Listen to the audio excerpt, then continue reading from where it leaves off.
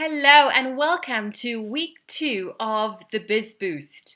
Today we're going to be tackling a very important topic that follows on quite neatly from last week's topic. Today we're going to be focusing on who's my target.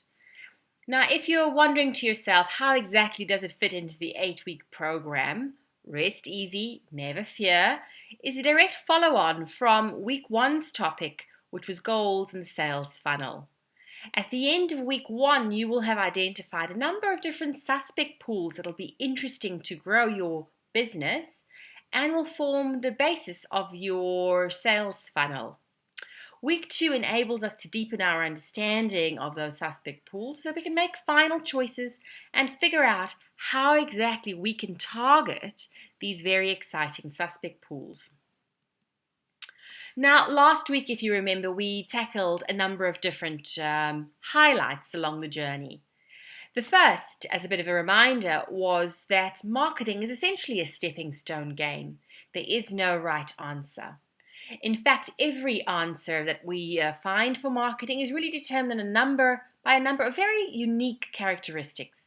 Number 1 is, what is your destination? Building a business empire is fundamentally different to building a nice side job, a nice side opportunity. And they will require fundamentally different levels of resourcing, different capabilities, different investment. And so your destination is quite an important part of determining how you play your stepping stone game. Another important determinant is going to be your starting point. If you start off with really fundamentally strong skills in a specific area, then it's only sensible that you leverage those skills. Likewise, if you find that you have a significant disadvantage in a particular area, then you need to be really mindful of it as you go about figuring out your specific route. It might require that you invest significantly more in that area or that you buy in or collaborate with someone else who has those specific skills. Your starting point is very important. And finally, once you understand your destination and your starting point, it's only fitting that you choose a route that is quite unique to you, that really marries this understanding of your destination, your starting point, your core capabilities, and how you want to play your game. Last week, we looked at a very important example, a very simple example of Jules, our delightful barista who had an ambition of building a coffee shop, which was the #1 coffee shop in town. We looked at a number of different scenarios that Jules could use, everything from improving the quality of his marketing materials to increasing prices, and eventually figured out a really interesting model that Jules could use to build his business. These specific assumptions were used in his sales funnel, really understanding the different suspect pools that he could target and how he could convert those to prospects, clients, partners, and ultimately to people who are going out there, spreading the word and doing his marketing for him, his very special community of promoters.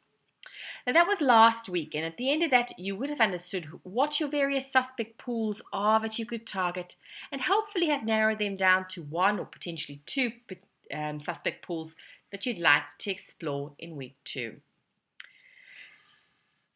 That was the basis for the assignment, where we asked you to complete the sales funnel for your business, to understand what you need to achieve from your marketing effort and the accelerator, and finally, who might be the most interesting suspect pool for your specific goal. If you haven't completed that assignment, I really recommend that you get to it, give it a shot before you continue with today's topic, which is, who's my target? Right. In order to get people to buy your products and services, we fundamentally need to move them from something that they're doing today that's kind of working or is really papering over the cracks, some sort of solution for that particular problem, to be something which is new, unenvisioned, or just novel.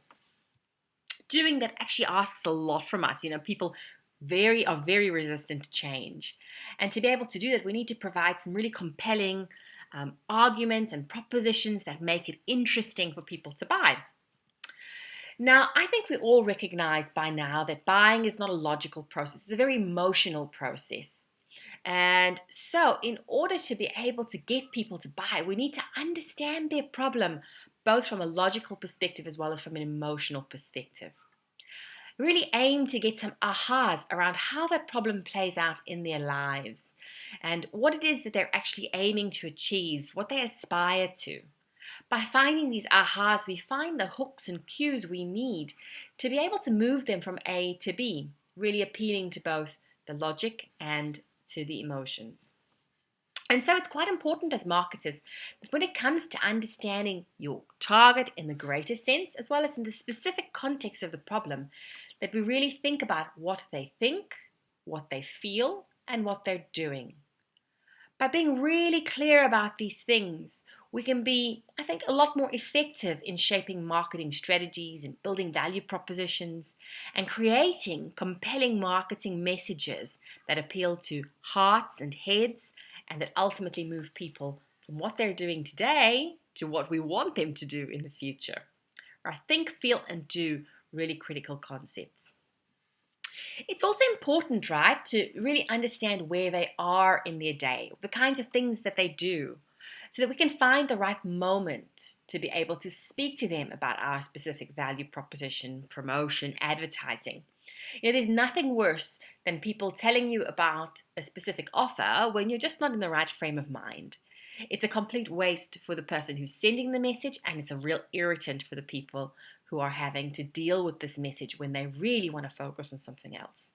And so I really encourage you to get a real sense of the day in the life of, the week in the life of, the quarter or the year in the life of your specific target.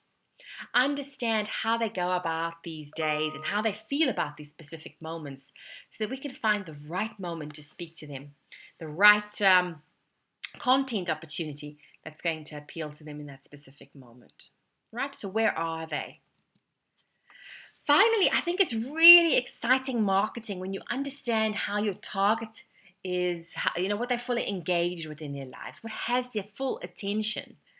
When you find these, you find interesting cues that can set you apart from your competition. They're the things that people are naturally interested in. For example, in a painting business, are people really interested in the specifics of the job? Or is that something that they just have to do? Is that something that your competitors can do easily? Of course it is. The really exciting stuff is when you understand the greater aspirations of your target. Perhaps they're looking to create a showcase home where people really fall over themselves praising the glory of the creative vision. If that's the case, it's much more exciting, much more compelling, much more convincing, and much more effective for you to talk instead about their creative vision and how you deliver a product or service to satisfy their creative vision first and foremost. Of course, the value proposition needs to meet those tick boxes that they use when they're deciding on a proposal. But without winning their hearts and capturing their imaginations, it's almost impossible to make the logical sell. So really understand your target well enough to be able to talk about the things that they're fully engaged with, the things that they love, the things that they hate, the things that really annoy the hell out of them. Those are the hot buttons we want to push. Some key questions that you might want to understand as you go about trying to understand this target. What has their attention? What problems do they have in this defined space? Are these home owners who are trying to create this fabulous creative vision, do they have creative abilities? Are they finding it easy or difficult to visualize what it is that they want to achieve? Are they looking for creative inspiration? Do they have enough inspiration coming from their suppliers? These give us really interesting cues to how we can go about solving problems that they have within the context of a bigger problem. Understand what they're actually looking for and what success would look like for them, both in the fine detail, in the logical stuff, in the big picture, and in the emotional space. For example, these creative spirits, they might, for example, really appreciate it if you went above and beyond just executing their creative vision, but if you took steps to be able to help them to showcase it, that you took photographs of how the project developed, that you took photographs of the final vision, or you used that in a very interesting video that they could then share with their clients. Right? People with creative vision might want to showcase what they've created. And if you're not looking for it, you might never understand that that is actually a key performance indicator that they might not have articulated. Dig deep, try to find their drivers, and then you can find ways to solve those. Really ask yourself also what's stopping them from trying a new service provider. This gives you cues to the risks that they see in trying new people out. It gives you a sense of where you might surprise and delight them in the sales process so that they are just willing to try you. Right, what's stopping them from trying a new service provider? And I think also importantly, what has made them try a new service provider in this area in the past could give you very interesting ideas for how you could outperform your competition. Where they are, we've already discussed as being a really important thing. Where they are in their lives, where they are physically, where they're going. Think about it in terms of the real world as well as the virtual world, so that you can really understand what the interesting platforms might be where you might be able to communicate with them, where you might create events, both big events and tiny little moments in the day. And then finally, what do they expect from service providers? What do they recognize as being creative marketing efforts? And what's just plain old boring? Right, some very important questions that you might want to ask yourself and try to understand about your target. Now, having found all of this information, it's not just for a database where you store all of this stuff or to make you feel that you know these people. Now, it's really important that you use this information in a feedback loop to your strategy.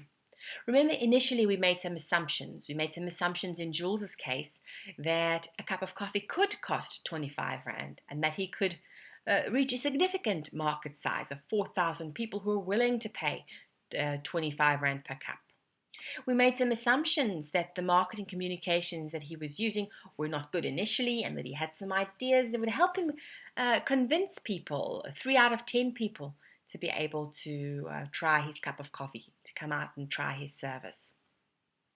Now, all these things are assumptions, yeah, they're based on gut feel.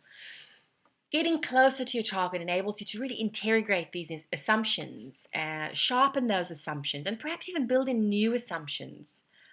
It helps us to understand exactly what's required to be able to achieve those conversion rates. You know, what kinds of marketing material will have greater impact with this particular group. Perhaps you come across a new media channel that will enable you to reach far greater people at a much more affordable cost than you thought, in which case it's not even necessary for you to increase that cup of coffee's price to 25 Rand. You see, all these things that you find out are very important for your strategy. They're very important for sharpening your sales funnel, right? Really important for you to sharpen that suspect pool. Really sharpen your strategies for moving them from suspects to prospects. Sharpen your tools to get them from prospects to clients. And finally, improving that product experience so that they become partners and then promoters. So, if you're anything like me, you're wondering to yourself, yeah, Kerry, how exactly do I go about getting that data? Well, it's not as difficult as you think. There are indirect methods and direct methods that you might want to consider. The indirect method is, you've guessed it, indirect. It's not you directly speaking to the target, but instead using proxies or looking at other mechanisms whereby you can listen into their conversations. Read their magazines, watch the TV programs that they find interesting. It gives you a sense of what it is that they find exciting. What kinds of production standards are they expecting? And what are the themes that they're seeing as hot topics that you might be able to leverage in your marketing? Join the groups that they join, both in real life and virtual groups. For example, if your target is a group of mothers, you might want to think of joining mums and toddlers groups. If in the virtual space, you could consider joining online support groups or baby and me groups. You might want to look at Pinterest boards where mums share the things that they find interesting.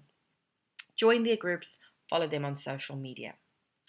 A very interesting and very often underutilized resource are experts and brands who work with that target group and who communicate and try to provide products and services to that same segment. You see, experts like psychologists, designers, might be able to provide us with very interesting windows into the world of young mothers. Likewise, industry experts in the world of painting might be able to give us very useful insights into how to reach those targets. Look at what other brands are doing in that space. If you're talking about young mothers, have a look at the fashion brands that they might find interesting. Look at what's going on in the schools and speak to perhaps school teachers who might understand the struggles that these mums are having. Right, speak to experts, speak to brands to get an indirect window into their world. Once you've understood some of the indirects, it's really powerful for you to go and dig deeper using the direct method.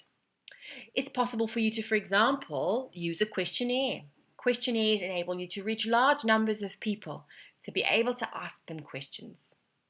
But beware, questionnaires very often don't allow you to dig much deeper. You're not able to really get under the surface of the answers that they're giving and may potentially have very low response rates. So be aware of that when you structure a questionnaire and aim for large populations or very quality contacts who have agreed to complete that questionnaire for you. The second method, and one of my very favorites, is the telephone interview. You'd be surprised what people are willing to tell you on the telephone, particularly when you start off by acknowledging how important their perspective will be to your specific business and to your understanding of the situation. Everybody's a little bit flattered when they hear that somebody wants to hear from them. But be genuine. Don't try to manipulate them. If you're going to speak to them in a telephone interview, really value what it is that they're trying to say. Aim to truly understand what it is they're trying to communicate. Be curious. Now, once you've done some telephone interviews, it might be possible for you to throw in some face-to-face meetings. Particularly if you're personable and you know these people, if there are very low barriers to getting people to sit with you over a cup of coffee, then try that face-to-face meeting. You'd be surprised by the depth with which you can explore specific themes in order to understand some of the questions that I've outlined previously. And finally, the good old focus group. These don't have to be complex constructs. It can be just a few people gathered around a table somewhere where you show them different stimulus materials, different examples of communication that you've seen in other categories around the world or from other brands around the world or in South Africa. Show them this material so they can get a real sense of what it is and hear what they have to say. Again, be curious. Ask them why they feel the way they do, how things might be better. Would this work for them or not? And why? Focus groups are really interesting and useful mechanisms to be able to test the ideas that you have. And even there, you get to learn what your target loves, what they hate, what's working for them or not. Throughout all of these things, really listen, guys, and ask questions. I always say the why is very important, as well as the why, what, when, where, and of course the how, right? So use those 5 W's and the how to get to the bottom of these questions. Now, we've covered the most important topics for the week, and I think it's now important that we move on to the assignment phase. What I'd like you to do is to actually spend some time with your target, right? Understand who they are. Really define it, sketch it out, take pictures of who these people are, and describe them in a way that's quite tangible. Really capture what is their problem and what are their problems within that problem. Get to the heart of it, understand the nitty-gritty as well as the big picture. And finally, I want you to really think about what you need to do in order to solve their problems. What are the KPIs that you need to hit to be able to get a gold star? Think about the really fine detail things around the experience, the fine detail around the value proposition, but also the big picture, more emotional things that you need to deliver. Those, like I said before, will be able to give you the inspiration you need to be able to create fantastic, magical experiences, which comes up in next week. Right, so that's your assignment for week 2. Who is your target? What is their problem? And what do they need you to deliver in order to solve their problem? Now, once you've done your assignment, it is the perfect lead-in to week 3. In week 3, we're going to be generating ideas and learning how to test those ideas with our target market. So it's really important that as you enter week 3, you're very clear about the specific suspect pool that you're going to be targeting to be able to develop really powerful, exciting ideas for them. The sharper you are on that problem, the sharper you are on the target, and the sharper you are on the KPIs you need to hit, the more exciting and effective those ideas are going to be. So work hard, guys. Do your very best to make sure that you are clear as you enter week 3.